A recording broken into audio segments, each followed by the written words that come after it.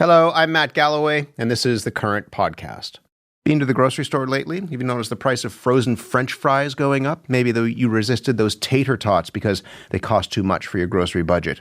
Could be that there's something nudging those prices up, an alleged potato cartel. There are 3 proposed class action lawsuits in the United States accusing 4 companies of price fixing in a multi-billion-dollar frozen potato market. 2 of those companies are Canadian, McCain Foods, which has close to 80% of the market in this country, and Cavendish Farms. These cases haven't been tested in court. Both companies deny the claim, but a new report by the Canadian Anti-Monopoly Project finds that Canada's food system is indeed highly concentrated, and that goes well beyond potatoes. Keldon Bester is a co-author of the report. He's the organization's executive director. He's in Saskatoon. Keldon, good morning. Thanks for having me. What is a potato cartel? Well, a potato cartel is a lot like any other cartel. It's companies coming together, and rather than competing to determine price and quantity, they're deciding amongst themselves and sort of segmenting the market of their choosing. So this frozen potato monopoly is just, or rather cartel, is just one of the most recent ones that we've seen come to light in the Canadian and international food system. People might be surprised to hear the words potato cartel put together. What exactly are the companies that I mentioned accused of doing with frozen potato product prices? Exactly. The companies are accused of sort of instituting a bit of a lockstep price increases over a period of time, higher than they would have been naturally. And so the main function of a cartel is to enforce discipline among companies that might otherwise compete. So whereas if one company had raised their price and the other companies could decide whether to match or to try to compete on price, what the claimants are accusing the cartel of doing, or the alleged cartel rather, is instituting these sort of lockstep price increases, leaving consumers with really no choice. What has that done, allegedly, to the price of French fries or those tater tots that I mentioned in the introduction?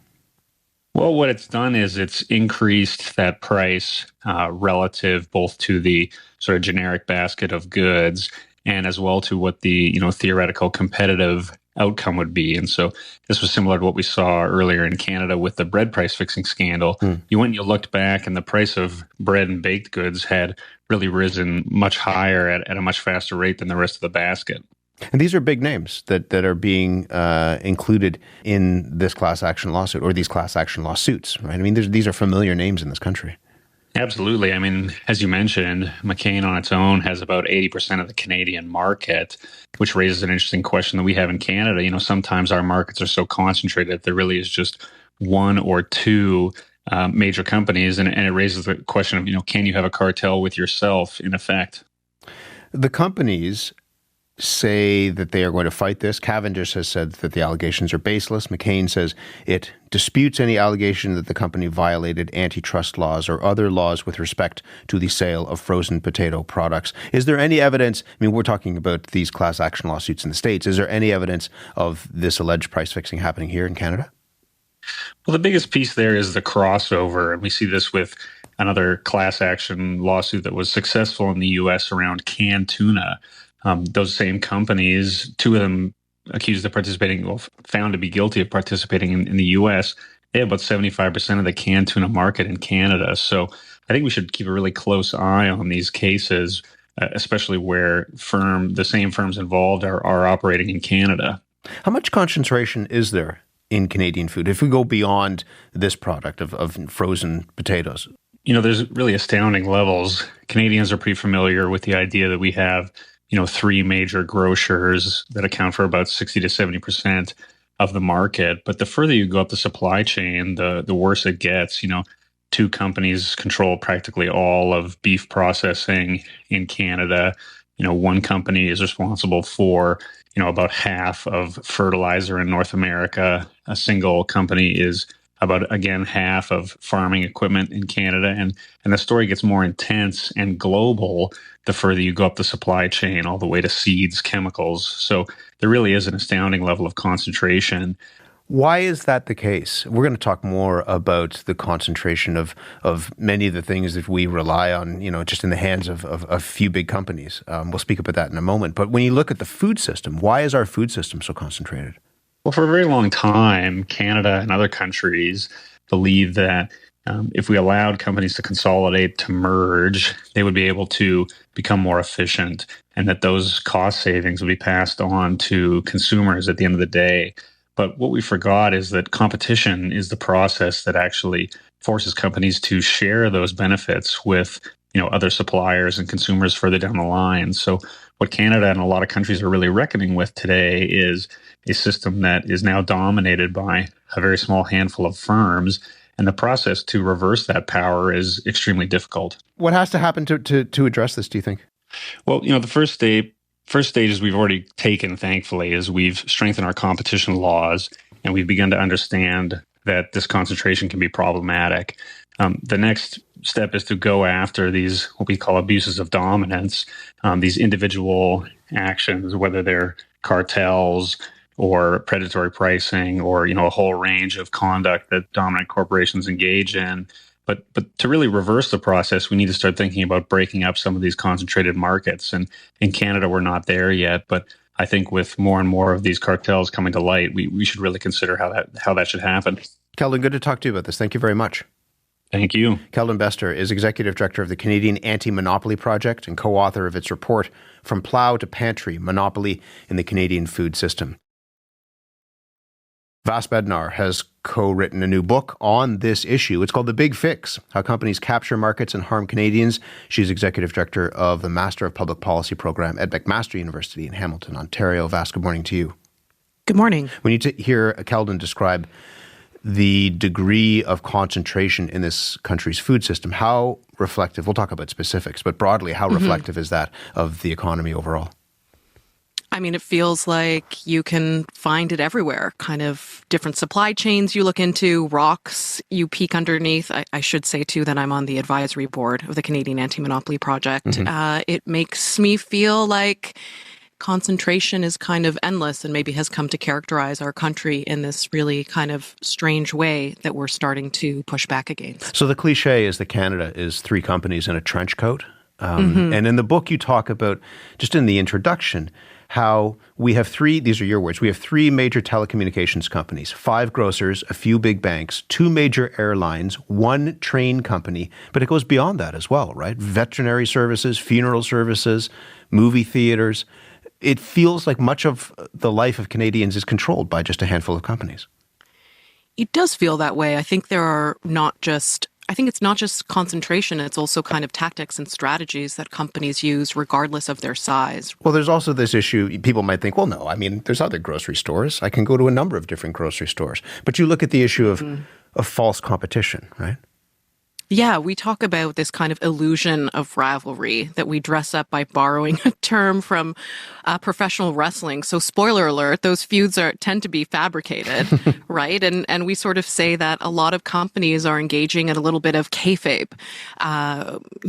They're going through the motions of competing, as you see with cartels, right? There's an illusion that there's robust competition there, but when you kind of peek behind the curtain or other cliches, it's not really there.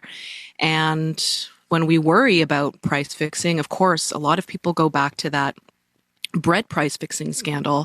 But in some of the research I was doing for the book, I kind of went nuts in a class action database that Canada has.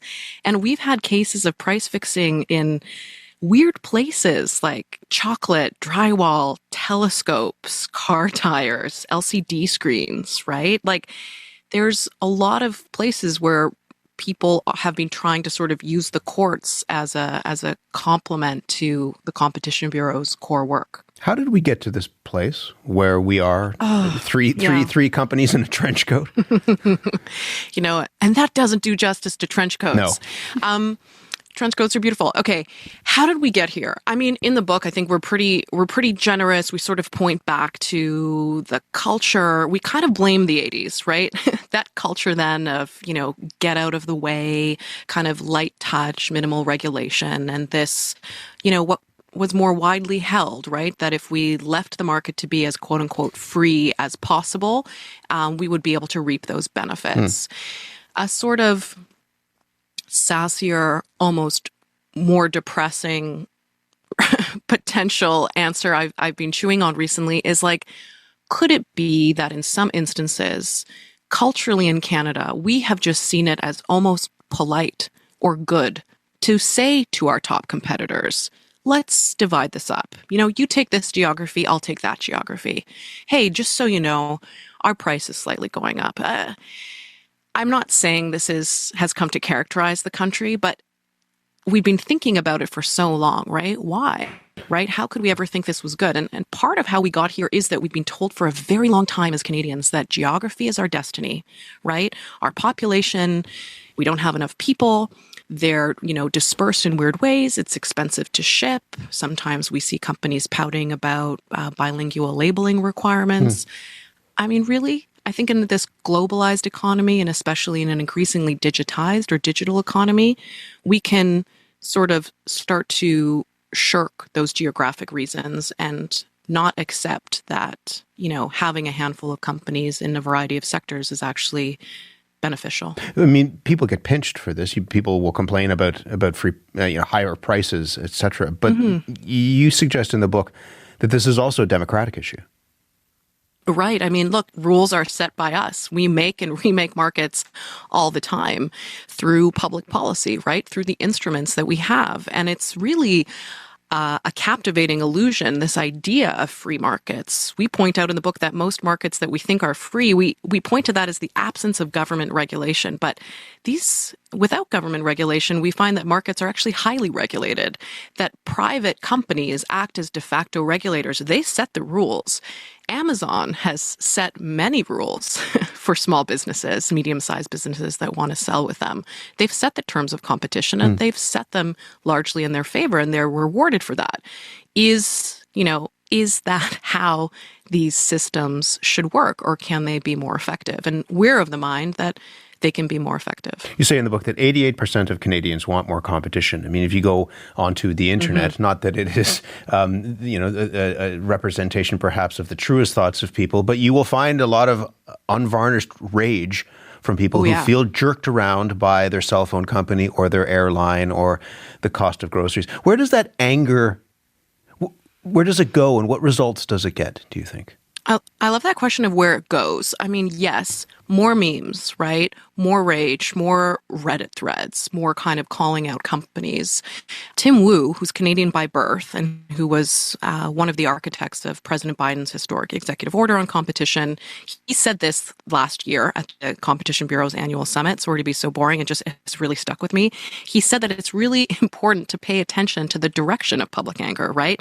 That it's not necessarily the source of the richest policy solutions, but that it cannot be ignored. And I think that sometimes the little ways we kind of get dinged, things like junk fees, right? Or Air Canada now saying starting in January, you have to pay $35 if you want to bring a carry-on bag. Like, these annoyances do enrage us, and they kind of add up. Where do they go? I mean, they have to translate not just to the policy changes that Keldon was shouting out, but to that enforcement. We have to see that, frankly, the state has our back, that we send that message, that we are able to enforce, that we enforce quickly, and send messages to other companies. And you've got to imagine that the potato cartel, 2 words that I never really, had on my bingo card, I would be saying out loud, sends a message that we are noticing, right? That it's not just consumers and suppliers, but that the government is noticing the coincidence of these price increases in tandem, and we're able to articulate those harms, and that we're going to do more of an investigation. So noticing is one thing, change is something else. What has to be done to change this, to improve competition in Canada? I mean, a stronger voice for our Competition Bureau, right? Back to that culture of being kind of polite, demure, mindful. When we're doing preliminary investigations at the Bureau, I don't know why I included myself there when the Competition Bureau is, we don't say anything, right? And the rationale for that is, we don't want to affect a company's perception or investments or deals that they're doing. But the other part of me says, should we not know? Hey, we're doing a preliminary investigation on Amazon. Hey, we're going to check out this merger. If you don't find anything, if we're not moving forward, let people know. But there's this kind of undercurrent of activity at the Competition Bureau that no one can ever really know about unless they bring a case forward. And that kind of makes it seem that the Bureau's not crazy busy kind of working for people. A second thing that's just kind of really small and occurs outside of government public policy, we shout out journalism. So Denise, my co-author, Denise Hearn, is a dual citizen, and I get kind of jealous of her because right now she's living in the US and there are a range of reporters that have a dedicated beat on corporate power. And we're just sort of starting to get that in Canada, but we've seen these fascinating fast follows where from reporting and news stories, we're seeing investigations, we're seeing policy changes, right? Because again, we're surfacing important ideas, and that makes me very encouraged to sort of see government responding quickly. And I just really think we need more of that. Should government, this is something that you tease out in the book, should government look at breaking up some of these companies? This is the subject of discussion in the United States, particularly right now around Google. Would that create more competition if one company, which has so many different elements in its hand, was forced to divest some of those elements? I will say, in the case of grocery, it's an open question, right? If what we don't like in the digital economy with a firm like Amazon is the power imbalance of owning and operating a marketplace, then is that something where there should be a structural separation for grocers, right? Maybe grocers need more blindness when it comes to directly competing through their private label products. Maybe there needs to be some spinning out there where private labels are a totally different vertical and there's more of kind of a data wall between the companies. Or we need businesses from elsewhere to be able to operate in this country. That would also be great. And, when people say we need more competition, it's kind of like what kind and to what end? One of the things I'm kind of stressing about right now is the future of Canada Post as a crown corporation. And if we're going to see a move to kind of blow it up or get rid of it or privatize it in the way that in the US there's a move to privatize UPS, what we lose from potential public price anchors. And that's something that Canada has historically done very well. That could be something else that we do see more of in the future. We're starting to see more of it with municipal broadband. Again, change doesn't happen overnight, but it's happening. That market is being remade, and I think that's really smart and savvy. Just two final things. One is for people who say, and they believe in that ethos of the 1980s, Ronald Reagan saying, the words that you don't want to hear, I'm from the government, I'm here to help, that they say the government should get out of business and not be interfering with business. What would you say to them? I talk to them a lot, both in my mind, on panels, in real life, through the book. I sort of try to remind people that smart regulations benefit everyone, right? But I'm hopeful that Canada in the future will continue to be smart. And what that means is having different ministries and different orders of government care about competition and understand the implications for competition of different policies that they put in place. Because I think that's part of that question you asked me earlier, which is how the F did we get here, right? And maybe that's because competition was an afterthought if we were even thinking about it at all. So the people who are steaming about the cost of their French fries or their cell phone bill, should they feel hopeful that we will see more fair competition or the right kind of competition that will help them coming? They should feel hopeful, but they should keep the pressure up. I think in this next election, we'll see a lot of ideas, hopefully great ones, about, how to improve markets. In this fall economic statement, we've seen more interventions that are a little bit more superficial about helping with prices, and they're not structural. But it's okay to feel demoralized, but some people are being kind of driven crazy, right? All these junk frees, dynamic pricing, personalized pricing, surge pricing, your Pringles can getting smaller, less soap in your shampoo. It's just like, what is going on here? And it's all about market power at the end of the day, and it can be fixed. We'll leave it there. Vas, thank you very much. Thank you. Vas Bednar is co-author of the book, The Big Fix, How Companies Capture Markets and Harm Canadians. Your thoughts on the lack of competition in this country? Do you feel that rage that she was talking about? And if so, what do we do about this? You can email us, thecurrent@cbc.ca.